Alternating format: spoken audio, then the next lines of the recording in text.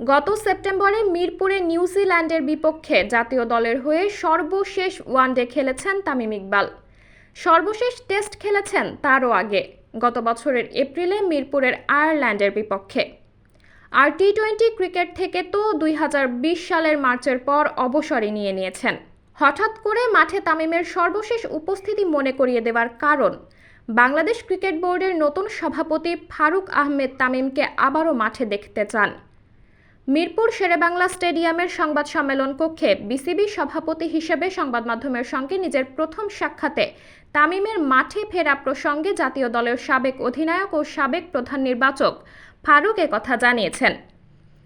সংবাদ সম্মেলনে দল নির্বাচন প্রক্রিয়া নিয়ে অন্য এক প্রশ্নের জবাবে নতুন বোর্ড সভাপতি বলেছেন, নির্বাচকদের কাজের পুরোপুরি স্বাধীনতা তিনি দেবেন। তামিমের ক্ষেত্রেও সেটাই হবে। সব দিক থেকে বিবেচনা করে নির্বাচকেরা যদি ঠিক মনে করেন তামিমকে তারা জাতীয় দলে নেবেন। ফারুক বলেছেন, ওর খেলতে হলে কি করতে হবে সেটা বোর্ডের সংশ্লিষ্ট বিভাগগুলো দেখবে। সঙ্গে নিজের মতটাও জুড়ে দিয়ে বলেছেন, আমার ব্যক্তিগত মত, তামিম ইচ্ছা করলে আরও 2-3 বছর খেলতে পারে। আমি চাই সে অন্তত আরও 2 বছর ক্রিকেট খেলুক।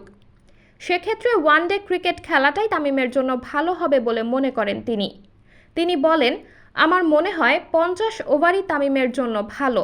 দীর্ঘ পরিসরের ক্রিকেট খেলার চাপ এখন সে নিতে পারবে কিনা আমি জানি না, সেটা তামিমই ভালো বলতে পারবে। সাবরিনা জলিল, সবার কথা।